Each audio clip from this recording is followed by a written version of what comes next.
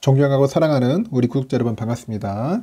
여러분의 이웃집 깐돌이 오빠 깐추리 형 천만입니다. 벌써 2교시 이제 돌아왔어요. 2교시 돌아왔고 여러분들과 잠시 또 떠드는 시간 한번 가져보도록 하겠습니다. 삼성전자만 어떻게 보면 하이에나 같이만 막 찾아다니고 있어요. 지금 삼성만 찾아다니는 겁니다. 삼성만 좋아하고 삼성만 편파적으로 방송하는 천만입니다. 천만. 저 아저씨는 왜 저것만 하냐 하는데 저는 삼성만 좋아하다 보니까 삼성밖에 안 봐요. 다른 것들은 별로 관심이 없어요. 관심이 없고 뭐 투자하고 싶지도 않습니다. 그리고 제 인생에 당분간은 단타는 없어요. 단타는 없고 오직 삼성전자 장기 투자만 할 겁니다. 장투만 하고 플러스 알파 ETF 정도는 합니다. ETF 여러분들도 그렇게 하세요. ETF하고 삼성전자만 꾸준하게 꾸주사모하십시오. 꾸주사모 하면 되지 뭐 큰 욕심 부릴 필요가 없어요. 여러분들 잘 하리라 믿습니다. 하여튼 여러분들과 같이 한번 파이팅 하면서 같이 한번 꾸준하게 하셨으면 좋겠어요.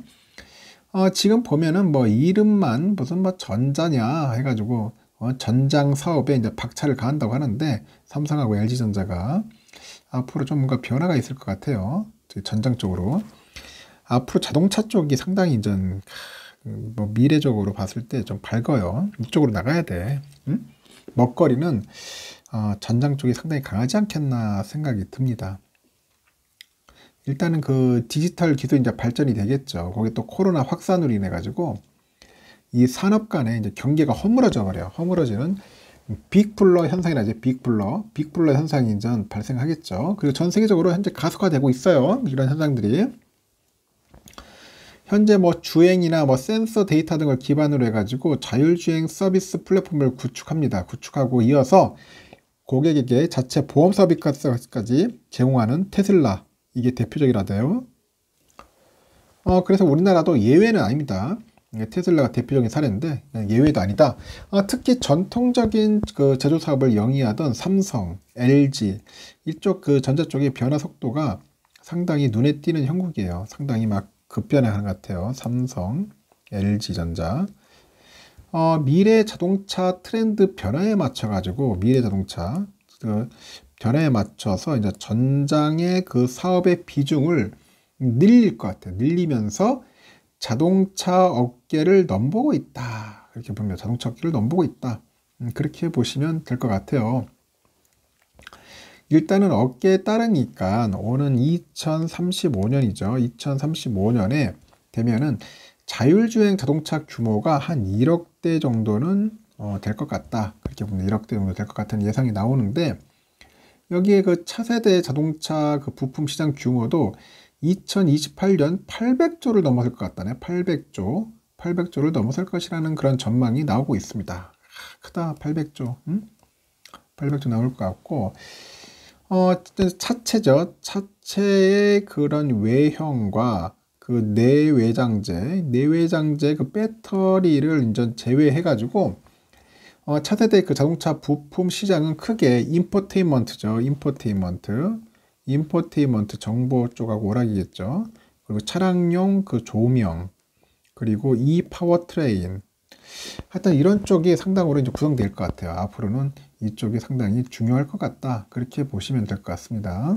그래서 미래 성장 동력을 확보하기 위해서는 적극적으로 나서고 있는 곳이 어디냐 알고 봤더니 LG전자다. LG전자. 그 LG전자는 그 먼저 아픈 손가락이었던 그 모바일 사업을 지난해 철수를 시켜요. 딱 철수시켜버리고 전장 사업 투자에만 여력을 확보할 것 같다. 전장에만 올인할 것 같아. 이어서 일찍이 이제 전장 사업을 그룹의 차세대의 주력 사업으로 점 찍었어요. 누가 점 찍었냐면 구광모 LG그룹 회장이 최고 전략 책임자였던 조주환 사장을 LG전자 최고 경영자 역할을 맡겨요. CEO 역할을 맡긴다. 그 조 사장은 2020년에 12월에 캐나다 그 유력 전기차 부품 회사죠. 마그나하고 전기차 파워트레인 분야의 합작사 설립 결정 당시에 핵심 역할을 했던 것으로 현재 알려집니다. 마그나 쪽하고.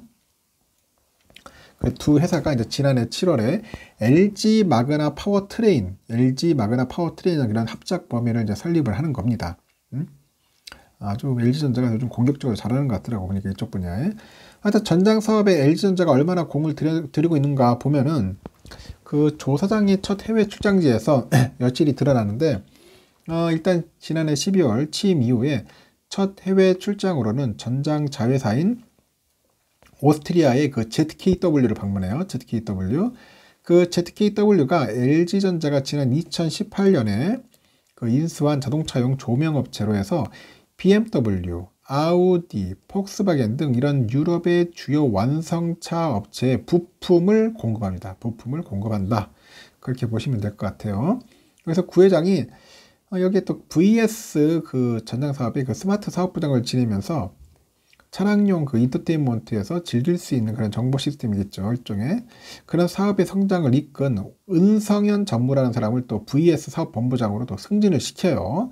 그래서 은 본부장이 17년간 세계 1위 자동차 부품회사 독일 보쉬 그 본사하고 일본의 그 지사에서 기술 영업하고 마케팅을 담당을 했었다고 합니다. 그래서 LG에 2018년에 입사해가지고 이제 VS 사업에 거는 구회장의 기대를 엿볼 수 있지 않겠나 그렇게 보는 것 같아요. 하여튼 그 LG는 지금 차량용 조명하고 인포테인먼트, 그 전기차 파워트레인 쪽에 이제 전장 사업 3개 축으로 해가지고 재편을 해서 이제 본격적인 성장을 노리고 있는 거예요. 하지만 지금까지 성적은 별로 좋지가 않아. LG그룹은 2013년 9월에 전장 사업에 뛰어들었는데 9년째 흑자전환에는 실패를 합니다. 그러니까 VS 쪽에 사업본부는 올 3분기 매출이 1조 7,300억 정도 되고 영업손실이 5,376억이에요. 영업손실. 그래서 LG전자가 2015년부터 VS 사업에 투자한 금액이 4조 5천억이야. 4조 5천억. 이쪽 인포테인먼트가 별로 신통치가 않다는 겁니다. 하여튼 올해부터는 뭐 다를 것이다 하는 게 LG의 예상인데, 그 전기차 보급하고 자율주행 기능을 탑재한 차량이 늘어나면서 자동차 핵심 부품이 이제 엔진에서 이제 전자장비 쪽으로 약간 바뀌게 되면서 이제 성장세는 더욱 가파르지 않겠나 보고 있고, 또한 그 LG전자의 그 VS 사업본부 경영 관리 담당이라는 사람이 있는데, 지난해 3분기 컨퍼런스 콜에서 수익성 측면에서는 지속적인 원가 절감을 통한 그 손익구조 개선에 집중을 해가지고 내년에는 의미 있는 실적을 달성하겠다 이렇게 자신감을 딱 드러냅니다. 일단 장기적으로 봤을 때 전장 사업 규모는 늘어날 전망인데 단기 변수는 존재합니다. 그 지난해부터 이어진 그 차량용 반도체 부족 현상 때문에 완성차가 생산 판매량을 약간 줄이니까 연쇄적으로 타격을 입어요. 그래서 NXP하고 인피니언 등 차량용 반도체 기업들이 완성차 업체의 공급을 독점하고 있어가지고 지난해와 같은 일이 반복되지 않으리란 법이 없는 상황이다. 그렇게 이야기를 하고 있어요. 하지만 여기서 또 재미있는 게 이제 삼성전자도 나오겠죠. 이에 맞서서 우리 삼성전자는 차량용 반도체 수급 문제라는 그 변수를 최소화시키는 방향으로 전환을 합니다. 그래가지고 삼성은 그 전장 부분은 크게 경영지원실 직속에 전장 사업팀 그리고 자회사인 전장 기업의 하만이 있어. 하만으로 이제 구분이 돼요. 실제 그 모든 제품 생산하고 판매는 하만에서 이루어지는 거죠. 이 하만에서 이루어집니다. 하만은 전체 매출의 3분의 2가 주력 제품인 디지털 콕핏을 비롯해 가지고 전장 사업에서 나오는데, 디지털 콕핏은 오디오, 비디오, 내비게이션 이런 것 등을 디지털 계기판으로 해가지고 통합한 형태의 차량 조종석을 의미하죠. 그래서 전 세계 그 디지털 콕핏 시장에서 하만의 점유율이 한 25% 정도 안팎을 차지해요. 그 삼성의 그 하만 인수 이후에 그 좀처럼 성장하고 있지 못하다는 그런 지적이 나오고 있는 이유인데, 하여튼 삼성은 2020년 말에 이제 이승욱이라는 사람이 있어요. 사업지원 TF 부사장을 새 전장 사업팀장으로 선임을 하면서 이제 사업에 이제 재정비에 나서는 거예요. 재정비에 나섭니다. 그 결과가 삼성전자 시스템 LSI 사업부가 내놓은 지난해 그 11월에 차량용 반도체 3종입니다. 반종.